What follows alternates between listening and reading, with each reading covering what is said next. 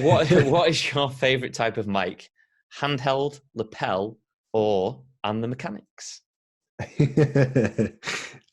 So for me, it has to go to the lapel mic.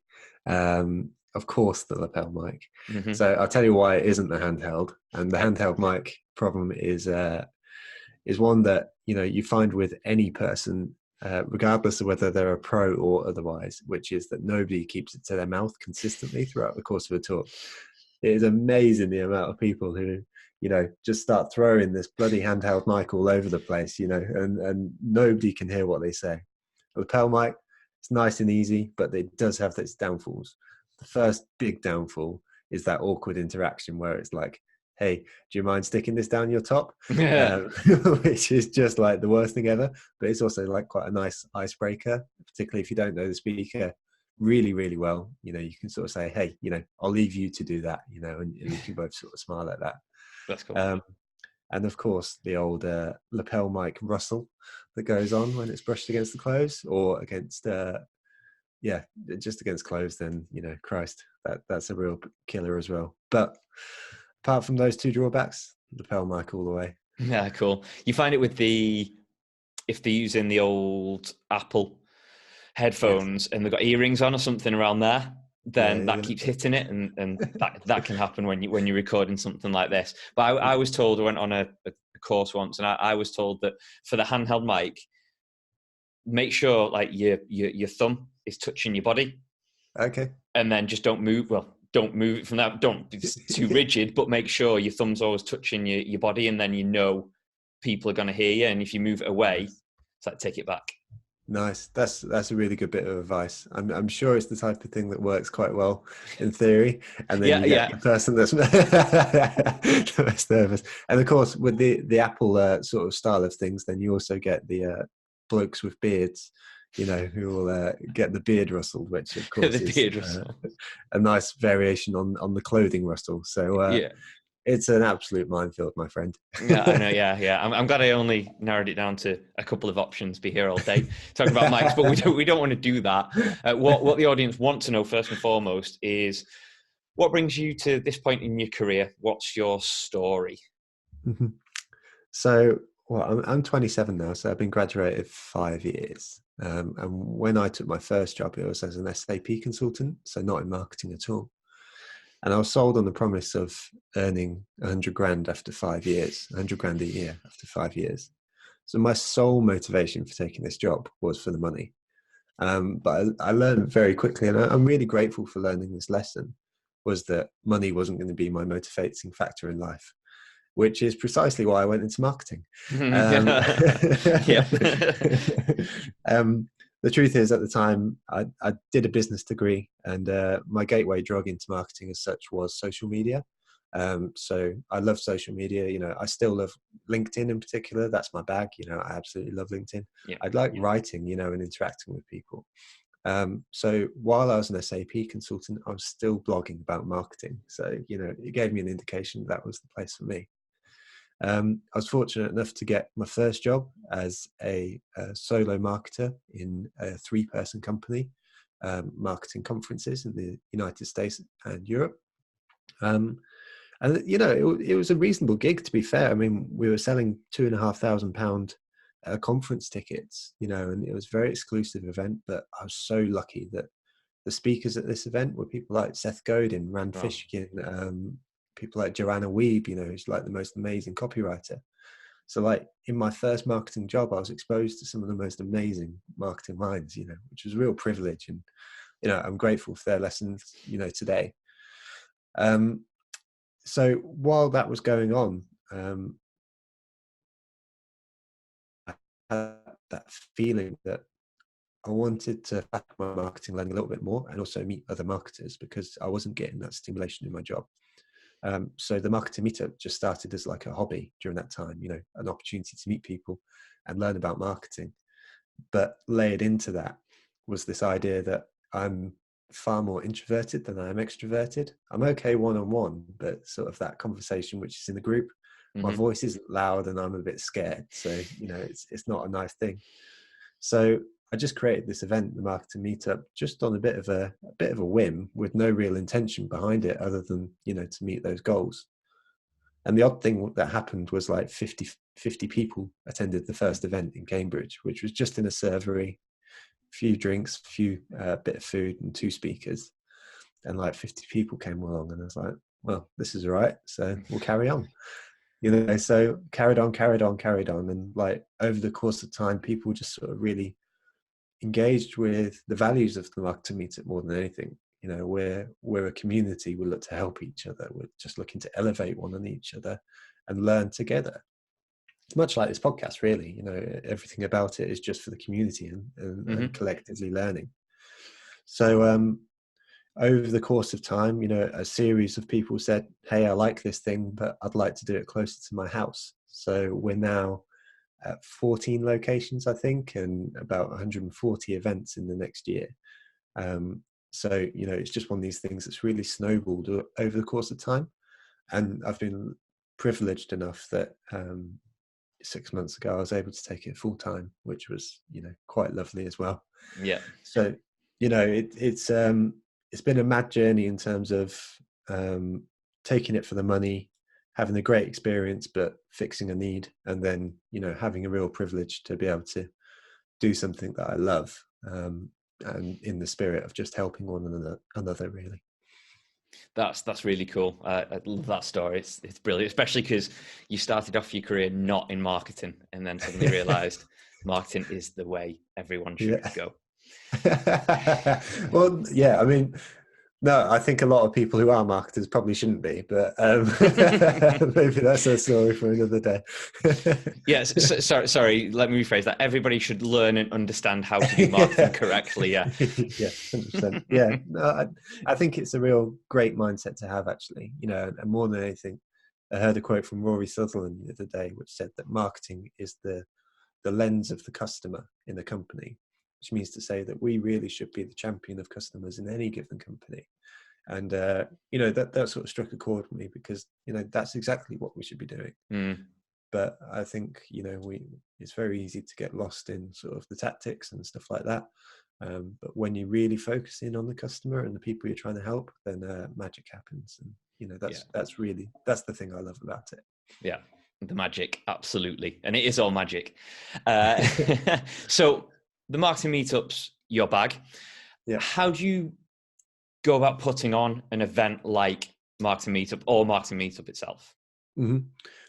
So I can speak about both, because in fact it's incredibly easy. And I say this because there isn't anything magic in the mechanics of running an event. You need to find a venue, and for me, all our venues are free to use because we're a community event. So the people that we tend to approach are people like co-working spaces, places like Redgate Software. So they've got a need that they're constantly looking to hire great marketers in the area. So it makes sense to get a whole bunch of them into their beautiful building and sort of say, hey, oh, by the way, you can work here as well. So generally speaking, the venue is the hardest part. So we work with WeWork a lot, and Central Working previously, and also people like Redgate. So, there's a real mix in terms of the venues, but that's the hardest part. After that, the stuff like the food and drink, generally speaking, I try to get healthy food where possible, although sometimes it's easier just to get pizza. Yeah. And, which I actually hate doing, but it is the type of thing which, when you're running a low cost event like I am, it's a realistic option that most people could afford to, get 12 pizzas in and that'd be that. Generally speaking, a mixture of beers and sort of soft drinks goes a long way as well. And we've started to get a lot more requests for gluten-free food and vegan food. So it's just been mindful of stuff like that. Speakers, generally speaking, are very easy to find. In fact, a little too easy to find, because that's my dog getting up, for those of you who are watching the video. So speakers are a little bit too easy to find because people are very happy to give talks. So generally speaking, I've used the Marketing Meetup as my own cheat code to marketing. So when I felt like I've wanted to learn something about marketing or find, a way to do it better, I found the expert doing the thing that I want to learn about, and then I've just asked them to come and speak. Brilliant. Which has been a great way to sort of fast track my own learning. But generally speaking, I feel like if I have a problem, then someone else probably is too. And it's amazing that even if you ask for that kind of feedback on what should I be having at the next event, the amount of people just sort of say, well, carry on doing what you're doing. We quite enjoy it, you know, so we will trust you type of thing. And then the final thing is marketing, which I guess is what everyone is sort of here. It probably does. So for me, we use a combination of meetup.com and Eventbrite, and we lean very heavily on those two platforms, and have done since the beginning. We've since added, you know, all the channels that you'd expect. So email marketing, Twitter, LinkedIn, Facebook group. We've got a podcast as well. But really, the bulk of our marketing still remains via email, either via Meetup or through our MailChimp list. So meetup.com has the real advantage, for those of you who haven't used it before, of being a really great discovery platform. So you can set an event up on there very easily. Just call it, like, you know, the Marketing Meetup. Don't call it the Marketing Meetup. Yeah. But you can set up the group very easily. And the advantage here is that if I use the example of Cambridge, which was the first event, after a couple of weeks, I had 100 members, you know, in the group, you know, and that's when it kind of gave me the confidence to sort of feel like, you know, there's something here. But had I put it up on an independent website that I spun out myself, you know, I would have had to do all the SEO, you know, I would have had to start setting up a list and all that sort of stuff. And that momentum would have taken an awful lot more time to reach. So meetup.com has a fantastic advantage of being really discoverable because people are already on it and looking for events. I mentioned Eventbrite because we're actually moving away from using Meetup now. Okay. The community is 11,500 strong, so we've already got a solid base of people in the community. And Meetup is owned by WeWork. Now, WeWork have been brilliant to us in terms of hosting our events, but there's a certain amount of volatility there at the moment. And you can read the news about that if you want to. So now it's my livelihood, now it's my business. We have to take certain steps just to make sure that we're safeguarding ourselves, but also improving the experience of the people that are coming along. So the advantage of Eventbrite is that you can set up an event on there, but you can also customize the questions that people fill out on sign up. The advantage here is that you can get in a whole lot more data, so you can understand what people's job titles are, what company they work for, whether they want to sign up for your email list, and whether they're happy for your name to be shared with the other attendees on the night. That's the type of thing where, you know, it just takes the event to the next level, because we're able to gear everything around the people who are attending, rather than just assuming, you know, I'm a marketer, so my problems are their problems. You know, and actually look to sort of create that environment which is really beneficial. That also helps for partnership discussions. So when you're looking to pay for the event, you know, because my events are free to attend, I can go to a sponsor and say, rather than just saying I've got 150 people coming, I can say I've got 150 people coming and these are their job titles, so these are the type of people that you'll be exposed to. And it just makes it a far better conversation. And I know that I've asked those same questions as a marketing manager previously. So yeah, that's how you go about setting up an event. That's excellent. It sounds like a bit of proper marketing going on there. Yeah. which is always good to see. Yeah. I suppose, and this might not be correct, but wouldn't it be easier to do something like this, to have a bit of a meetup where everyone gathers online and have these types of discussions? And if not, why is it so important to have the types of interactions you get offline at things like the Marketing Meetup? Yeah, no, I mean, it's a really good question. And I think 8-9 years ago, like a real shift towards people trying to do a lot more online networking. And I think you probably get about 80% of the value, you know, particularly in a one-on-one scenario, like the conversation that we had before we went live. You know, that was a really valuable conversation. You know, I got the emotional reaction from it. You know, we could see each other smiling, etc. you know, that was really good. But the thing is, I'm a big hugger, so you know, like I want to. No, you know, I do love giving hugs, but you know, I mean, the thing is that you still lose that 20%, and you still lose that spontaneity of someone walking by you and they went to school with you, or you know, the opportunity to pick up the subtleties. You know, I could be wearing nothing at all beneath, you know, this screen, and you wouldn't know, you know, and I am, but you know, I mean, it's all this stuff that, you know, you miss out on all that sort of subtlety and humanity, you know, which is really captured in a moment in a real person event. I think more than that, you know, there's a bit of an obligation almost to an attender when you're attending a in-person event to sort of engage with the person in front of you. You know, when you and I are speaking here, you know, I've still got notifications pinging at me and stuff like that, which, you know, it just feels a bit sad. You know, so 8-10 years ago, I'm pretty sure that there was a shift between where people wanted to have online events because they thought it'd be the future. But I think people realized quite quickly, actually, there's just still something very special about getting together as people, sharing an experience, being somewhere where they're not, eating, drinking together, smiling, hugging, wearing trousers, all these things, you know, they're all really important. Right, I'm definitely not coming to the next marketing meetup. I thought it was a no trouser policy, so that's me out, I'm afraid. Yeah, damn it. Yeah, I mean, you can try it if you like, mate. You know, I mean, imagine that'd be brilliant. But yeah, I think you're right. If you say so, if we're having this conversation and you look at my screen, and I'm like, yeah, it just, you know, you're not going to do that in real life, are you? If someone's doing that, you're like, clearly got something more important to do on your phone, so I'll leave you to it.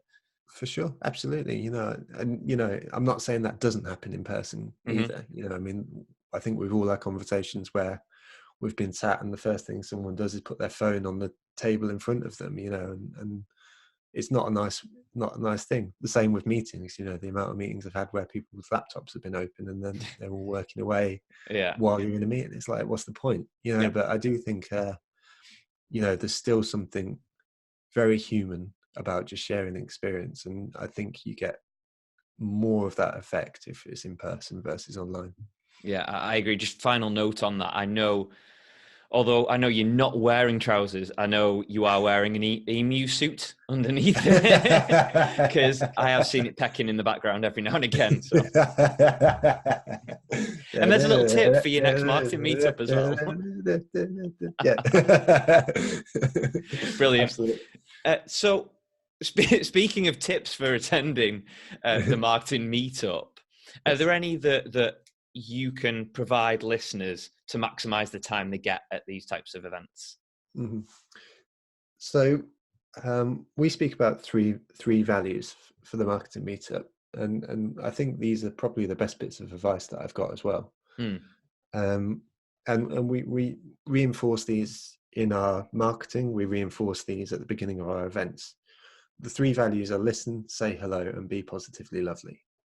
The reason why each one of these are important, I'll spend a moment speaking about each, if that's okay.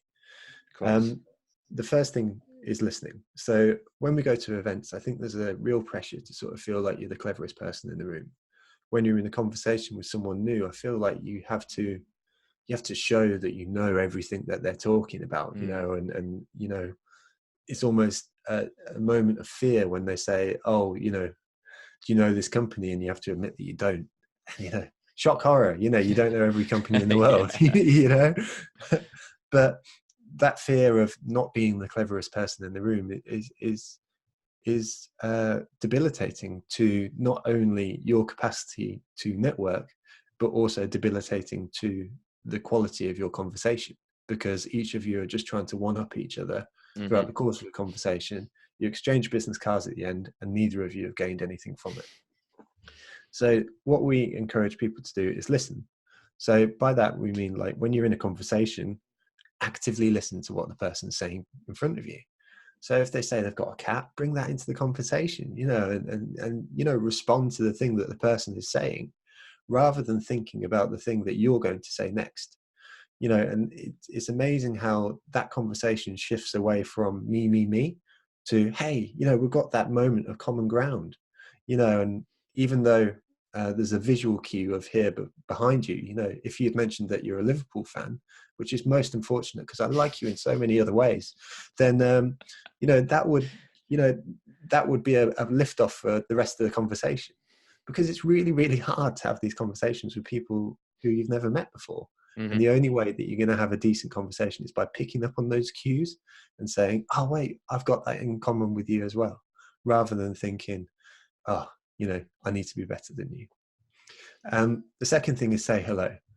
And the reason why that's important, and I say that this from my own experience, is that I am 100% that guy in networking scenarios who stands on his phone in the corner of the room, being terrified, you know, that people won't, you know, just being terrified to sort of approach those groups and circles of people that form at networking events.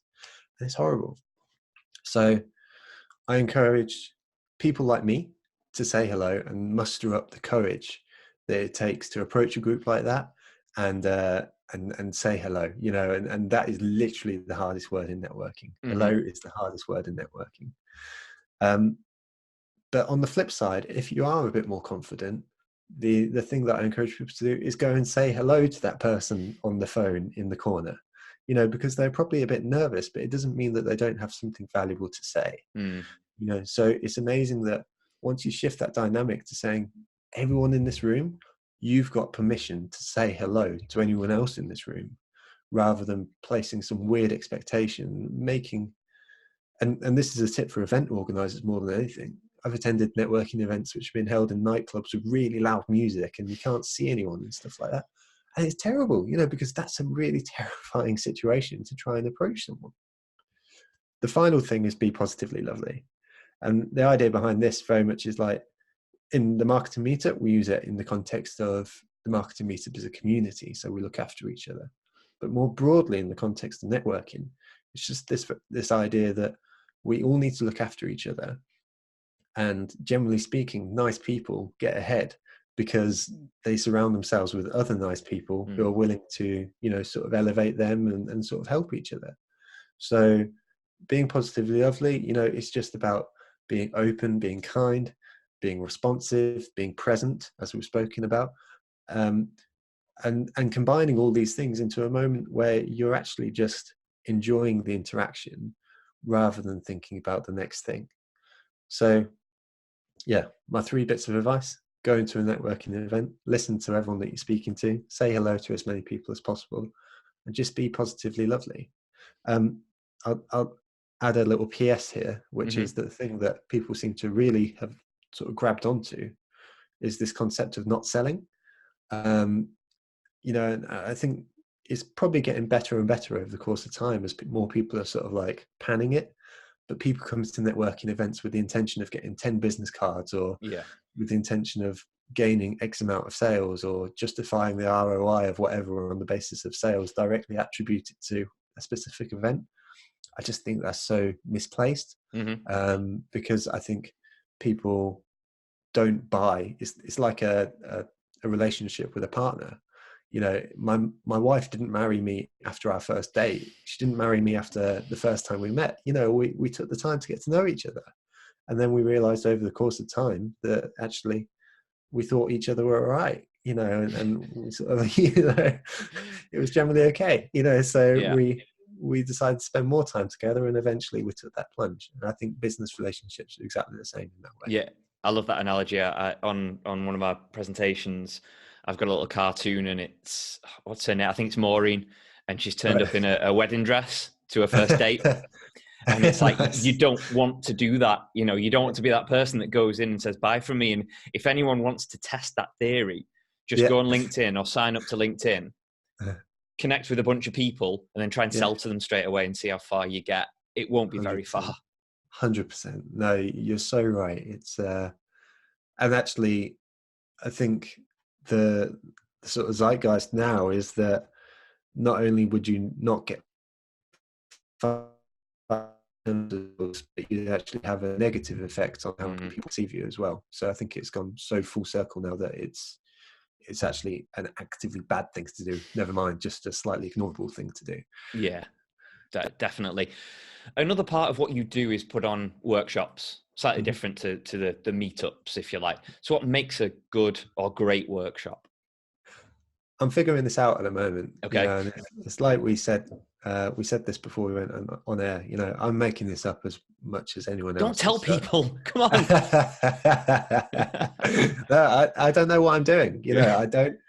With you. I'm doing my best to make it up. And so is everyone. And Yeah. you learn from experiences, but also you make up the next best step that you think will improve something. What I've learned so far is that a workshop, so we charge for our workshops. So there's a different dynamic at play straight away. It's not a free event, it's a paid event. So there's an implication that there's a high level of service. Further to this, instead of having 150 people in the room, I have a maximum of 12 people in the room for workshops. So their experience can be really personalized. One of the things that we do beforehand, it starts well before. So presuming you've already got your topic and your speaker and the venue sorted, one of the things that we do straight away is we send out a survey before the event saying, is there anything specific that you would like to get from this workshop that we can perhaps work into it? Which immediately takes away that anxiety that the people that are coming along aren't necessarily going to get what they want from the event, which is really important. Further to this, one of the things that I've been doing a lot more of recently is personalized videos in emails. So because there's 12 people in the room, I spend half an hour just making very quick intro videos to the workshops, just saying, hey, very much looking forward to seeing you, if there's any questions, etc., etc. It just humanizes it, and sort of takes away any sort of anxiety about attending the event. They feel like they already know someone there in the room, which is going to be really important, because people need to feel like it's a safe environment where they can ask questions and sort of, appear stupid, quote unquote, because they want to learn that little bit of thing. They want to get better at the thing that you're asking. I think the other part of this is just working really tightly with your lecturer, with your speaker, with your organizer, to make sure that the course content is exactly what you want it to be. If you've got 4 hours to fill and you feel like an hour of it is a bit crap, that's a shame, and it's a missed opportunity. So with my workshop speakers in particular, unless they're a regular sort of lecturer or workshop leader, I'll work with them more than I would a typical Marketing Meetup speaker to understand, okay, how are you going to take this? How are you going to incorporate a practical element, stuff like that. The only other element that I think is quite important is on the day. It's a small touch, but stuff like seeing what the food and drink is like. Because the workshops that we run are typically 4 hours long. So that's a long time for someone to have to try and stay engaged. So we do just like a snacks break, like halfway through, which I know it doesn't sound like a big thing, but you can almost feel, the energy sort of go down, down, down, down, as it naturally would. And then you have a break and people are like, yes, okay, I'm re-engaged, and that's, I know it sounds like a small, stupid little thing, but if you can get that element right, it's just one of those little touches which really makes a difference to the overall experience of an event for people coming along. I think it's massive. It's huge, and food and drink and those types of things. It can be massively underestimated, because like we were saying before, is you try and put healthy food on, but pizza is usually the more viable option, which is fine and great. But if you go to a meeting, it might be an hour, 2 hours, whatever it might be, and there'll be tea, there'll be coffee, there'll be water, there'll be biscuits, or if it's morning, there'll be patisseries, and where's the fruit? Where's the, where's the other options? And it's those things. Yeah, don't get me wrong. 90% of it is what you're learning. That's what you're there to do. But 100%. The other 10%, or like you saying, the 20% of that human interaction, the 20% of putting on that workshop event or whatever, is the other parts that aren't the actual event, the food, the drink. Absolutely. That kind of stuff, yeah. 100%. And on that, stuff like how you welcome people when they come in the room, and set the energy, from the first moment, this is a really positive thing. This is an opportunity to learn. We're in this together. I know it all sounds a bit like, well, I think you said it far better than I did. You know, that 20%, you know, is the difference between, you know, something anyone could do versus something only you could do. You Yeah. know, and if you're particularly good at events, you know, that's the 20% where you know, you sort of gain a community and you gain a following of people who genuinely love what you do versus are a bit ambivalent to it. And everything being equal, say you had the same speaker, two different events, and somebody went to both, Yeah. and they said, "Oh, what's it like?" Somebody said, "Well, yeah, speaker was amazing, learnt loads. Mm-hmm. Food was a bit crap." Yeah. Or they go to the other event, yeah, speaker was amazing, learnt loads, and the food was brilliant. The choice Yeah. was amazing. You can Yeah. probably be like, okay, yeah, I get that. I know I'm going for the speaker, but Yeah. Yeah. that kind of puts my mind at ease because I know I don't have to take any food. I'm a stickler for my food, so I'll take a lunchbox anywhere. I look like an Really. absolute geek and I love it, but I'll be Yeah. walking around with my lunchbox because I know that it's going to be crappy cheap sandwiches, Yeah. cakes, biscuits, chocolate, which might sound like heaven to most people, but I want something healthy. You know, I want to look after myself. I'm getting old now. You know, I need these things to sustain No. some kind of energy. You know. No, it's so true. You don't want people sort of peaking like halfway through the event and then being on a trough for the rest of it, you know? Yeah. And you know, more than that, I guess it also shows that you care about people, right? Mm, You know, if you show that you care about their health and you know, their well-being by saying, yeah, I'm not saying, you know, it has to be, you know, different types of grains and all that sort of stuff, you know, but just a bit of consideration goes a long, long way. yeah, absolutely. So, what do you think the future of events might be? What should we be looking to do to put on better events or events in the future?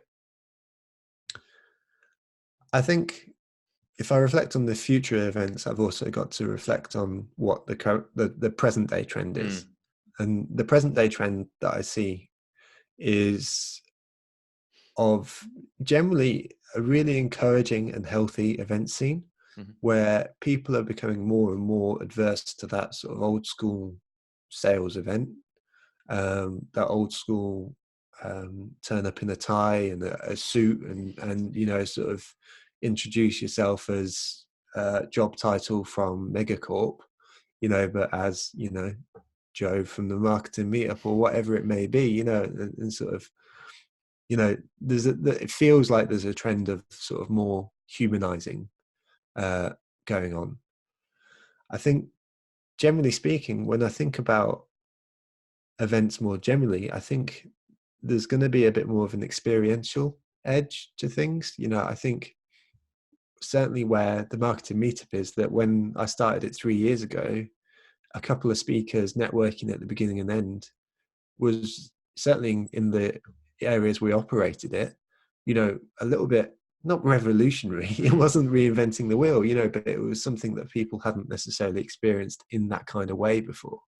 But I think as people become more used to those experiences and more people share the same values, the extra 20% is going to come from, you know, how can we elevate this experience to the next level? What can we get attendees doing that they've never done before?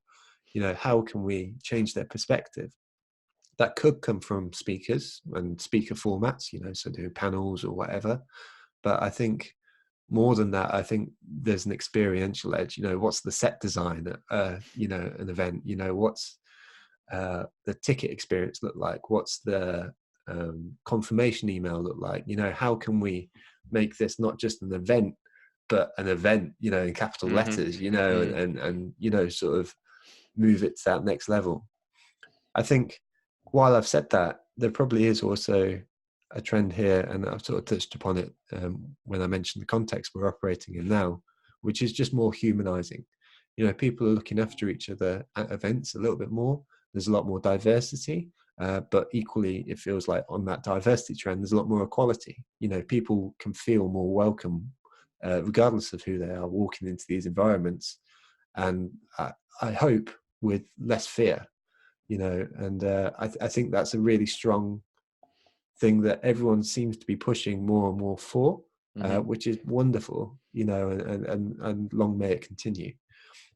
So I feel like there's a humanizing trend, and it's probably and they're probably going to sort of meld over the course of time, which will probably mean, there's probably going to be some really exciting stuff coming out of the event scene in the next few years, because people are pining for that humanity, and pining to sort of meet each other and enjoy it. Yeah. Yeah, I think it's a really positive place to be at the moment. More human events. That's cool. Yeah, for sure. I like that. So, Joe, this is kind of new to Marketing Study Lab, and anyone listening, there's a video which replicates what you're listening to right now, but for this practical element within this part of the podcast or the video, I'm just going to ask Joe to take us through one particular element that he does very well for what he does for a living, basically. So, Joe, I'm going to hand the screen over to you. Okay. Let me do this. So I think you should, be able to start sharing your screen. Is that there? Yep, that's there. Fabulous. Cool. So I'm actually going to come out of the screen because that's not the one I want. So I'm going to speak you through just very quickly about starting an event on Eventbrite. The reason being is that that's where we're moving our events over to. Okay. So it seems to make sense to use this platform rather than meetup.com. Meetup.com, for those people who do want to use it, is very easy to use. It's quite intuitive, so I really don't think you'll struggle with it at all. And likewise with Eventbrite, I mean, these things have been geared to be used by the every person rather than just marketers. So I don't think you'd have too many problems at all. But in either case, I'll run you through this because there's a few little things that are unique to Eventbrite, which are probably worth considering. Cool. So what you can see here is a bunch of the events. So I was just on the Eventbrite home screen, and now I'm clicked in on the top right hand corner to my events. So it was simply manage events, and what we can see here is a screen of all the events that I've got running at the moment on Eventbrite. But what we're going to do now is create a new one. Cool. So what you do, head to the top right hand corner, create a new event. So Eventbrite have sort of changed this a little bit in recent times. So it looks a little bit more sleek now. You get a few more options over the course of time. As I say, it's very, very intuitive. So I'm just going to get through this bit very quickly because, knowing the event title is something that's, quite easy for you to do. Hopefully, you know what your title of the event's going to be. Here you can change what category. So the advantage here is that if you choose a different category of event, it helps with your SEO, both on the Eventbrite platform, but also on Google. Eventbrite has a really useful feature where its event schema is really strong and gets picked up by Google very easily. So your event is going to be picked up by Google, whether you like it or not, pretty much, if you use Eventbrite, which is great for more exposure than usual.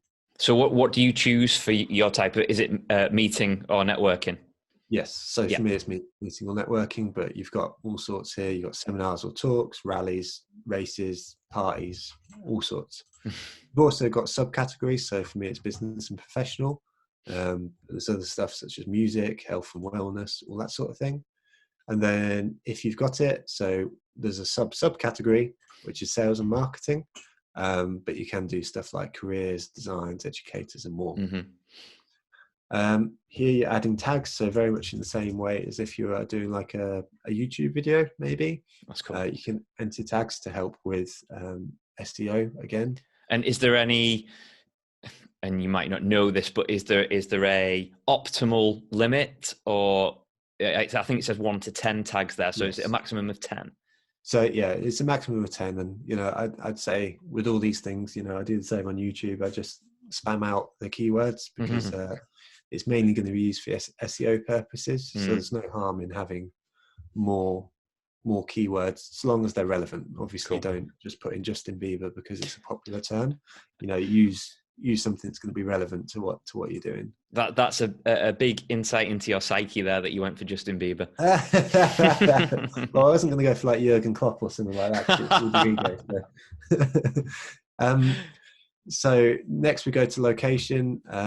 So you've got the choice here where you've got a venue, online event, or to be announced. So that's really great if you're doing like a webinar or something like that, and you want more people to see the event potentially.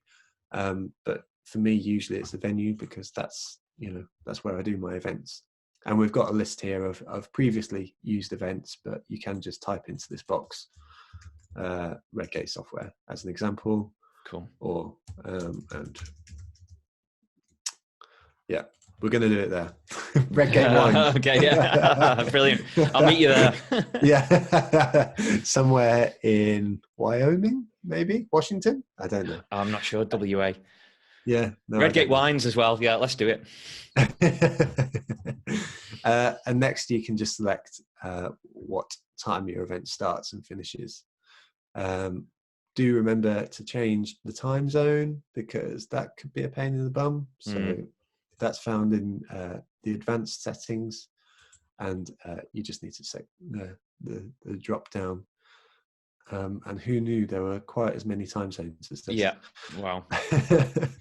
So it can come time, but don't forget to do that, because that could be a nightmare.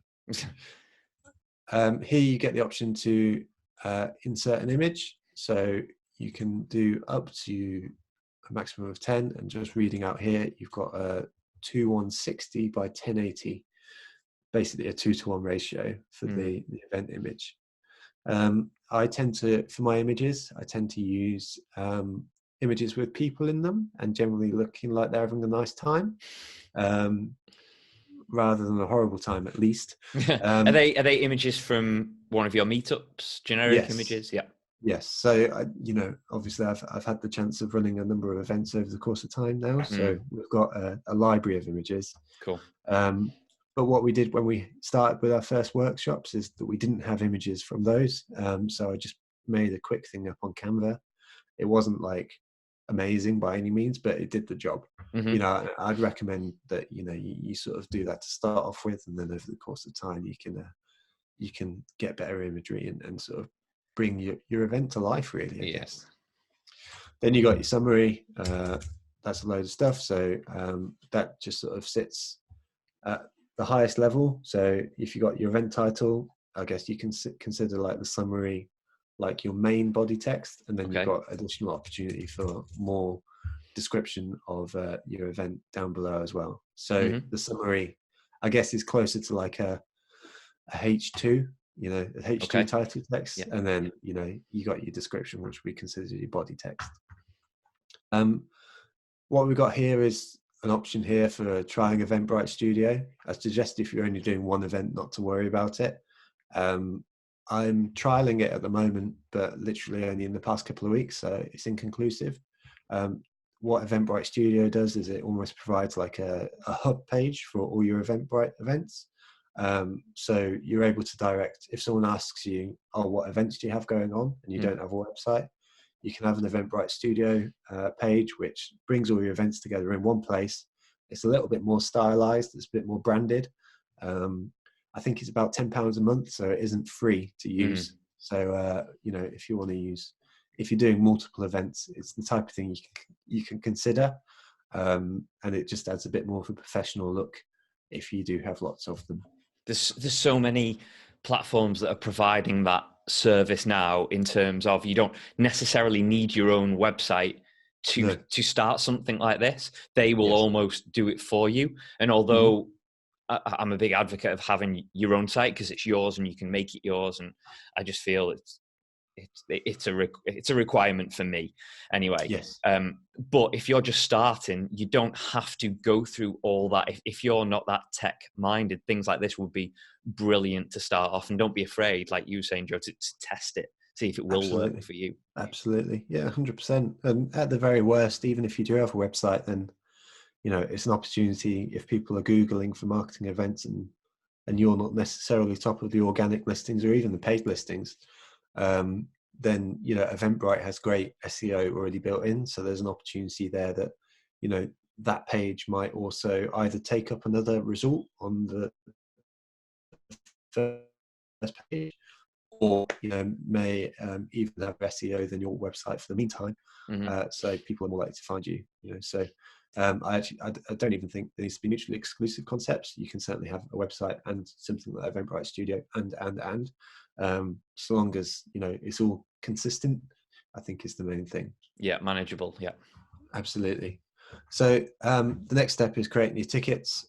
So you get a multiple options of tickets. This is what one of the changes. So you can see I press create ticket, but actually it's on the right hand side anyway. So they probably should just put that in the middle. So in any case, you've got three options: paid, free, and donation. So a paid ticket is you set the price. A free ticket is free to attend, and a donation ticket gives the person the option to enter into a box on sign up, which says how much they'd like to pay for an event, which is really good for something like the Marketing Meetup. We did test for a little while taking charitable donations in lieu of ticket fees. Just going to pause you there for 1 second, Joe. 1 second. Or please carry on talking about tickets, and I'll be back in 1 second. No worries. So we tested taking donations instead of charity fees for a little while. We tested having donations as charity fees tickets for a little while because we wanted to see whether it would impact dropouts. As it happens, we're going to stop doing this because we found that it impacts sign-ups, which is a bit of a shame, but all the same, it's one of those things that we don't want to miss out on. So what we typically have is free tickets. Now, the thing to mind here is that particularly when you're copying this event, so if you did a second event and you didn't want to start from scratch, you may choose to copy this event. The disadvantage here is that when you get this start date and sales end date, you just need to be really careful when you copy the next event that the sales end date is not before your next event is. I've done it a couple of times where my sales have ended before the time of my event, and people have got in touch saying, look, I can't get a ticket. And it's like, oh, wait, it's because that one setting wasn't right. So I'd really recommend just you can literally, I don't know why they do it, because you can go as far into the future as you want, and you can set the sales end date to like 6th of June 2020. So just do that. Yeah. And then you can also add like descriptions and stuff like that here. So total quantity, that's the total quantity available. And then we got minimum quantities, maximum quantities, as in that's per order. Okay. And whether the ticket is available. So we'll just save that ticket. So now we've got the option to publish. So this event is published. I probably will take it down quite quickly. Actually, yeah, I'll take it down very quickly. Yeah, please do. In any case, this event is now live on Eventbrite. You can see that this is the dashboard that you get. So you can see how many people have visited your page on the page views. You can see how many, I'm just going to make this non-public because I want to sign up.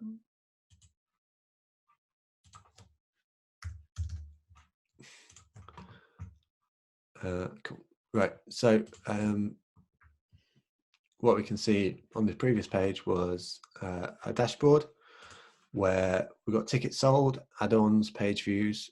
So you get quite a nice little graphic here. In fact, I'll show you this now for the Manchester meetup, because at this stage you don't, you'll get a kind of view into one of the events. So you can see there that we've sold all 100 tickets that we have for the Manchester event. Cool. So that's great. We can see that there was 360 page views on this event, and then 100 tickets were sold. You can see, you're going to have to GDPR that. You have to take that little scroll out. Who's attending? But one of the things that I want to point out that's really important is this order form. So here you've got what people see when they sign up, what are the boxes that they've got to fill in. So by default, there's going to be this thing won't be across. So you'll just have the most generic of questions. I think it's something like first name, last name, and email address. But if you slide this across and say customized checkout questions, then you could got a whole lot more flexibility on the questions that you ask when people sign up. So you've got include, and then you've got mandatory fields. But then you can also add specific custom questions for people as well. So here I've asked people if they want to join our newsletter, the Wednesday at 2 Club. So we can ask people if they want to join that on attendance. So that means that, or on sign up, sorry. So that means that, we gain an awful lot more people to our email list over the course of time as well, because we're getting like 800 people to all our events each month, so you can see how it adds up quite quickly. One question we've also added quite recently is, can we share your first and last name on the list of attendees? This is because one of the bits of feedback that we got when we moved to Eventbrite from Meetup is that people liked the feature on meetup.com where you could see the other attendees on the night, but you don't get this feature with Eventbrite. So what we're going to say is that we're going to share the first and last name of everyone that gives us permission to before an event. So we'll do that in an email before each event. But obviously for GDPR reasons, we need to ask people's permission to do that. So that's why we've included that custom question. And that goes back to what you were saying before about if you send a personalized video. If you look at the list of attendees and you notice somebody that either you've met before or it's a great way to contact them saying, didn't realize you were going. Let's meet up beforehand, or whatever it might be, or it's just a friendly face, which makes it just that little bit easier to start talking to people. 100%. That makes the world of difference knowing someone, as long as you don't let it limit yourself. And I've done it at a few events where I've only ever spoken to the people I know, which is great to catch up with them, but you don't meet anyone else. So it's important to do that. And then the only other little bits is that you can sort of say, message to display after ticket sales end, and get your name and details down. So you can sort of change what the registration page looks like a little bit. This is getting long already. So the last thing that I just want to mention is the wait list. So we can see here, you're definitely going to have to blur this out, please. Sure, no problem. But you can see here that there's the default option on Eventbrite is that you don't have a wait list. You don't have a wait list at all. So once you sold your 100 tickets, that's it. But what you can do is you can add a wait list functionality. So you just say, yes, I want a wait list, please. And then it will give people the option to sign up for that. So what you can see on the previous screen was 31 people have already signed up for tickets as and when they become available, which is really promising. So, that's another thing, that if you don't have the wait list there, then you've got the opportunity where you might lose people if they see that there's no tickets available, whereas if the wait list is there, that's a good thing. So that's something like a 30% sign up, I'm sure it is, from the people that have viewed the page to the people that have signed up or on the wait list. That's amazing. It's really good. I mean, Manchester is absolutely flying. Since day one, people just really embraced it and really so about 30%. What can I say? Brilliant. That's great stuff. It's good. I can imagine. No, so that's really cool. That's really good. And then you're good to go. You've got all that info. You can replicate it. Is it, like you were saying before, is it easy, apart from that date that you need to remember, easy to replicate, just a copy and paste kind of thing? Yes. So if I go to manage events, which again was in the top right hand corner, you've got an option here where you got all the events and you just need to do copy event. Brilliant. And then most of the fields are pre-filled in, so you just need to make sure that all the settings otherwise work. Yeah, that's cool. Yeah. Excellent. Thank you very much for taking us through that. No worries. Hopefully, I mean, it was certainly comprehensive. No, that's great, because if somebody's not used it before, then it's just something that they can do just to, just skip through those little bits and understand it a little bit more. Even before they even get on the platform, they know, again, like going to a networking, if you know that little bit about it, or somebody that's going, It makes it just 100%. that little bit easier. 100%. Yeah, absolutely. It's it's a great platform. I think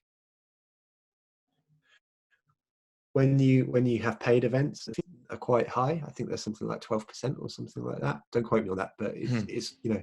it's a reasonable chunk of your ticket cost. Mm-hmm. Um, but I'm yet to experience anything that has a better combination of SEO, data capture, and usability.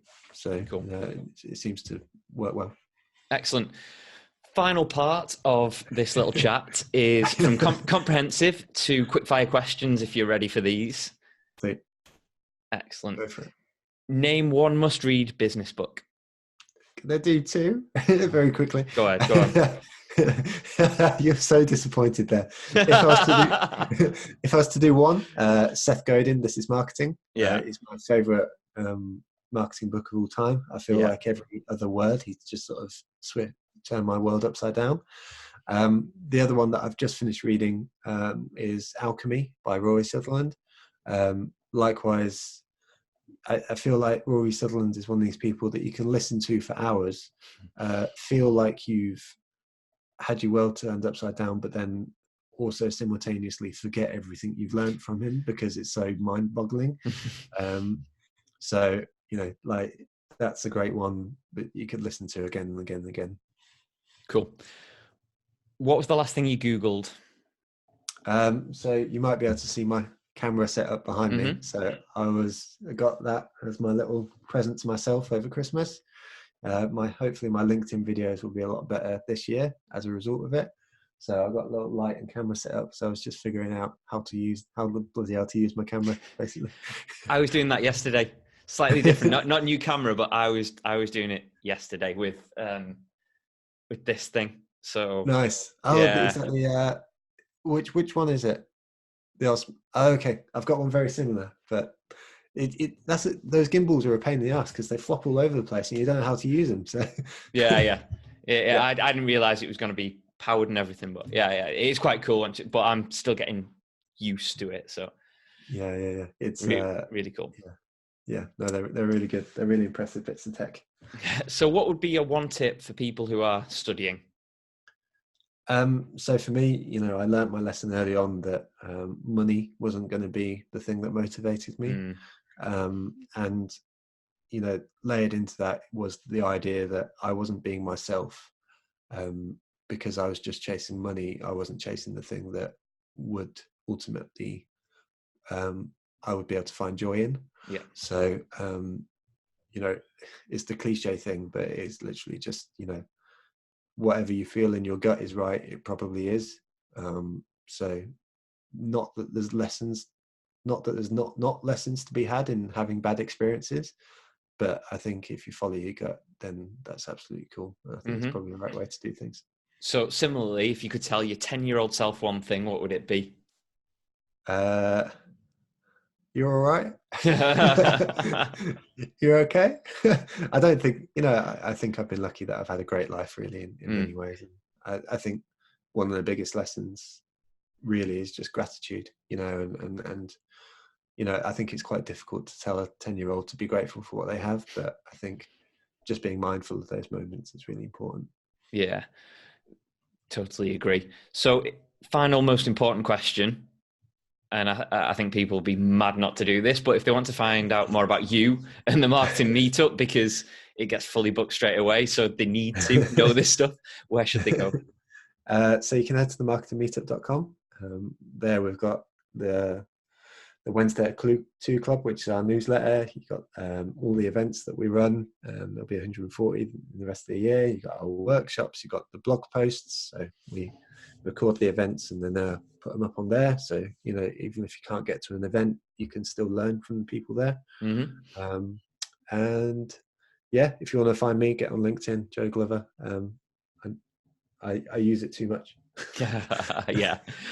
You can't use it too much. Well, you can. That's a massive lie, but yeah, you get the meaning. Yeah. Yeah, it's an amazing platform.